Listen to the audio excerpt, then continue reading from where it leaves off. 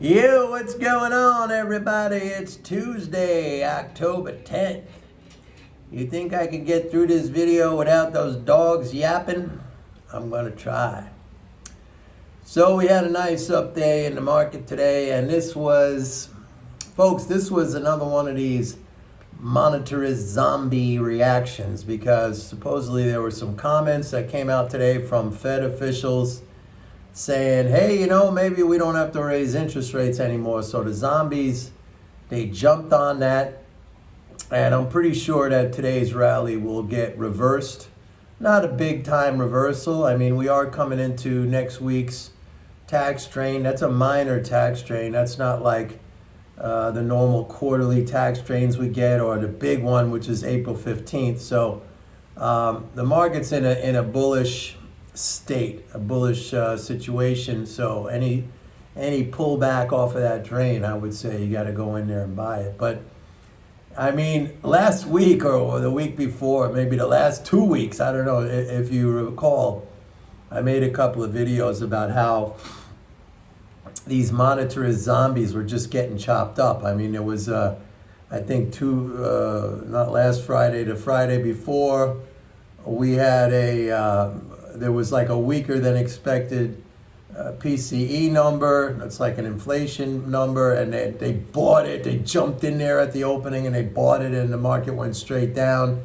And then starting off the next week, I don't know, there was like a strong number. Oh yeah, it was the job report, right? And they sold that, and then it went straight up. And these guys they're just pathetic, and they're funny. And again, like, you take their money. I mean, that's right out there. It's like they're handing it to you on a silver platter. Folks are taking it. You got to take their money. But today I want to talk about, I had a friend of mine, he emailed me this morning. He said, Mike, I was just watching CNBC. By the way, folks, if you want to watch CNBC, I mean, that's up to you, but really all you're doing is making yourself stupid. So don't watch CNBC unless you want to be stupid. If you want to be stupid, watch CNBC, okay? Because you're not going to get good information on there. You're going to get stupidity. And here's an example. I'm about to give you an example of that stupidity. So this guy, my friend, he emails me. He said, Mike, I just was watching Paul Tudor Jones. You know this guy, Paul Tudor Jones? He's a big hedge fund guy. Funny thing is, back in the 80s, I used to manage money for this guy, and I knew him. But anyway, that's a whole other story. But anyway, Paul Tudor Jones, CNBC parades him for every now and then. I've done videos on this guy about other things that he said. He's very, very, very, misinformed when it comes to how the monetary system functions. Anyway, he was saying, I'd be willing to pay higher taxes. Oh, yeah, no skin off of him, because he's worth 10 billion. So, so anyway, he said, I'd be willing to pay higher taxes, but everybody has to pay higher taxes so we could shrink the deficit and bring down the debt. And then I was like, oh, here we go again. Here we go again with this nonsense. First of all, and he was also talking about we got to cut entitlements, Social Security, Medicare, Medicaid. And, folks, I hate this word, entitlements, because that seems like it's something free that, we somehow are entitled to. We pay into that, okay? Not that that's necessary, because like Alan Greenspan once said, the government can create as much money as it wants and pay it to whomever it wants. The question is the system going to be there to ensure that the real assets are there for that money to purchase? But when a billionaire, folks, and I'm going to get into the fallacy of his thinking in a second, but I just have to state this, because I think this really pisses me off. It really, and it should piss you off too. When a billionaire says, hey, I'm okay with paying more taxes. Well, fuck yeah, because you're worth $10 billion. So what's your net worth going to be if they raise taxes? $9.5 billion? I mean, it's not going to change his life one iota.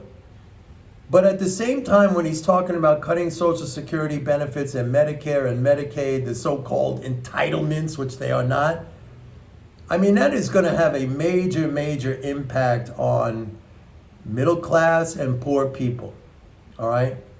And so it's just so fucking disingenuous and fake and cruel, if I could use that word, for these idiots like these billionaires to say, oh yeah, I'm willing to pay more taxes as long as everybody else pays more taxes. Like, fuck you, man.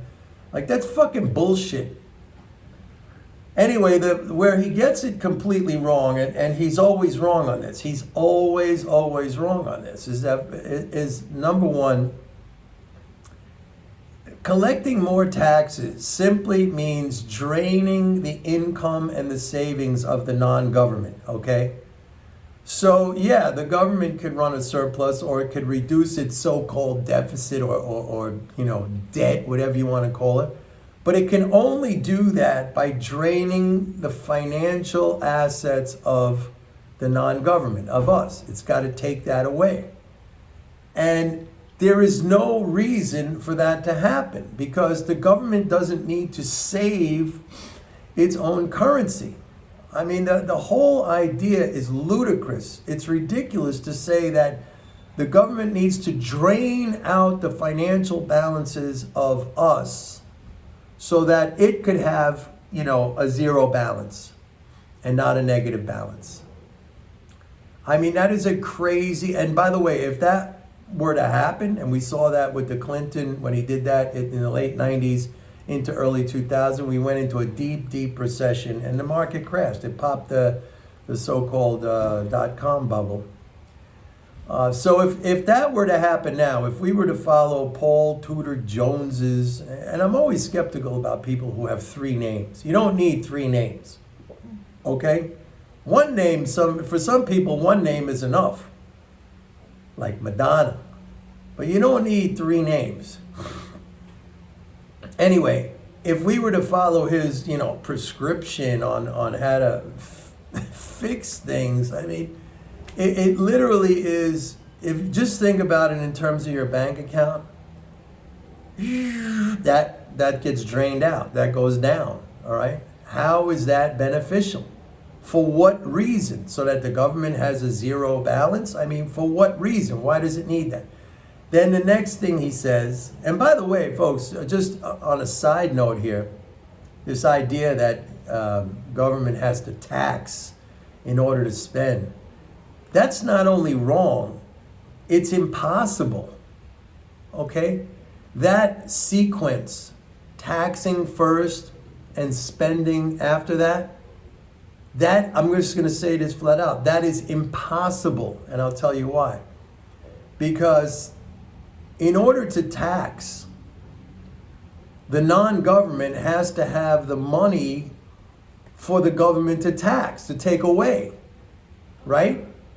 If the non-government has $0, the government could put any kind of tax it wants. It's not going to get anything, okay? If it's determined to take its tax in dollars in its own currency, there's none. The government must spend first to put the dollars in the system in order to be able to tax anything back. I mean, that's just that's the only way the sequence can operate. You cannot tax first. Tax what? If they don't spend the dollars into the economy, there's nothing to tax, okay? So you have to understand that, and Paul Tudor Jones doesn't understand that. The next thing he said that the government's in the worst fiscal position ever. What the hell does that mean? What does that mean, the worst fiscal position? Because it has a deficit? I mean, that's a deficit has no way of impeding the ability of the government to function. And I just mentioned that it has to, somebody has to run a deficit. Maybe it doesn't have to be our government, but somebody else, the foreigners, or somebody has to spend more than they remove, so that there's a stock of financial assets if they want to tax. You have to have that stock. Like I've said it before with the swimming pool example, you can't drain the pool unless there's water in it. You got to put the water in first before you can drain the pool. Let's say you you hired a contractor to build a swimming pool in your backyard. So he comes, he's got the backhoe, he digs a hole. Then they come, they put the wire in, they form the pool, they spray the concrete dries, got the filter all set up, boom, everything's ready to go, the diving board. You put a fence around the pool, some shrubs, it looks beautiful, but now you got an empty pool. And then what are you going to say? Now I got to drain the water? There's no water in it. You got to put the water in first before you could drain it. So that's the same exact thing here. The government has to spend before it can tax. There's no other sequence that you can do. It's impossible. Impossible. So he says it's the worst fiscal position. What does that mean? What the hell does that mean? Like what does it mean? I just have no clue. See, here's the thing. All of these guys like Paul Tudor Jones, and also many others who have two names and not three, they're in this freaking erroneous, they're in this kind of, bizarro world of understanding. And it's not understanding. It's like mythology, it's a dogma, it's just a belief system. And in fact, my friend, and I get this question a lot, my friend asked me, Mike, what would be the reason for him to, promote this idea? Maybe he's long the bond market. So my friend went into this kind of, maybe there's an ulterior motive there. Like maybe he really knows. And like he's saying this because he's long the bond market. And if they do this, it'll tank the economy and that'll cause the Fed to cut interest rates. I said to my friend, look, with all due respect, he's not saying this because of you're giving this guy way, way, way too much credit. He's not doing this because of some ulterior motive, like some secret, subversive plan, like because he's underwater on his bond position, so he's going on CNBC to concoct some plan that'll get him out of hot water. No.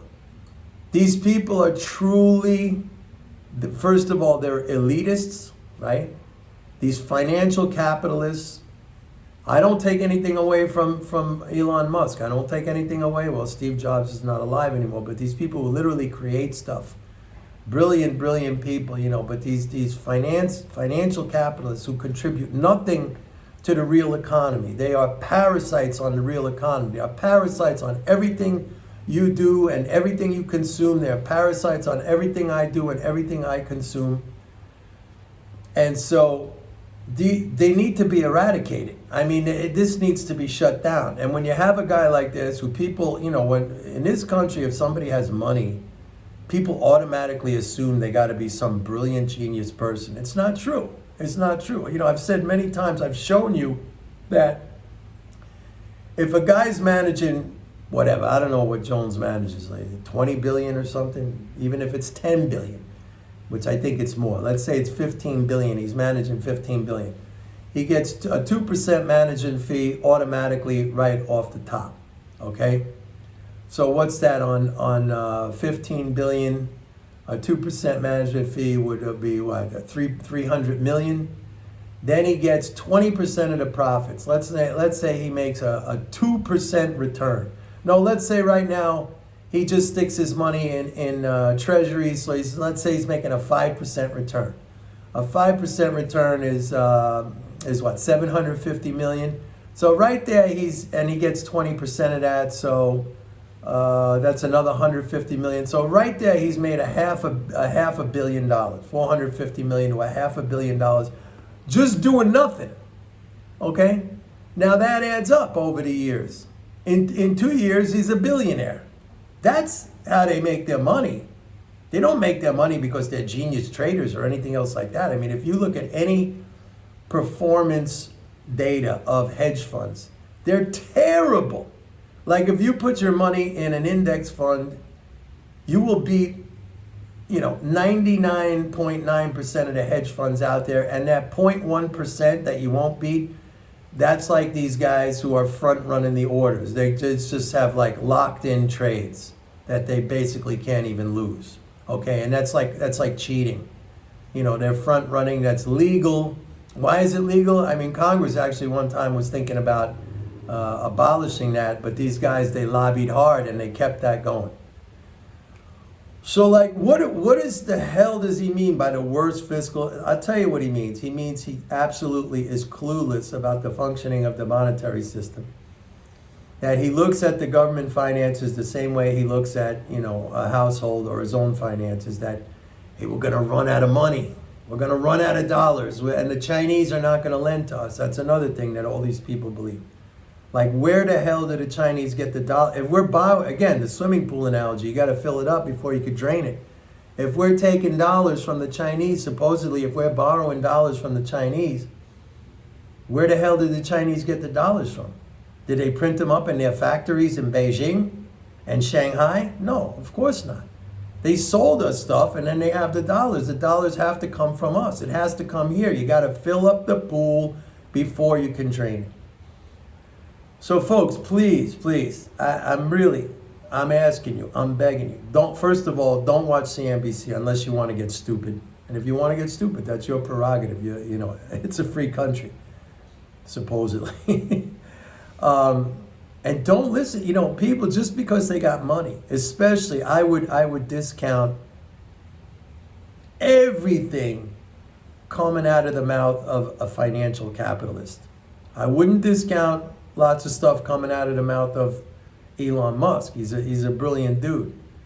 And even Mark Zuckerberg, for that matter. If you ever heard Mark Zuckerberg talk in an interview, he's a very, very smart dude. That's how come when Facebook went way down and he was transitioning the company to Meta, and everybody said, oh, it's finished and blah blah blah, and nobody goes to Facebook anymore. When that thing went down, I bought that stock like crazy, and now it's way up again. Don't bet against a guy like Zuckerberg. You might not like him, you might think he's a nerd or whatever, that's fine, but listen, people like that, Musk, Zuckerberg, Bezos, you don't want to bet against those guys. But these guys, 100% go against them. 100% go against them. So anyway, that's the update for today. Look, like I said, I sent out an email. I said, it's our job, it's our duty, it's our responsibility to take these guys, to take the money away from them. Now, whatever we do, we're like little ants. I mean, it's minor, it's negligible, but still, it's our obligation. We have to do this because you gotta attack and fight and try to eliminate misinformation and elitism and arrogance and stupidity. You have to. That's our obligation. We have to do that. So go against what they say. You're not going to be disappointed. Anyway, that's it for today. Don't forget, go to my website, pitbulleconomics.com. Sign up for a 30-day free trial of MMT Trader. I send out a lot of emails during the day. Sometimes stock recommendations, sometimes observations from what's going on in the market, or something the media says that I could show you how ridiculous it is. And that's an opportunity to do something. Like I always say, go against that ridiculousness. All right, everybody. See you tomorrow. Bye.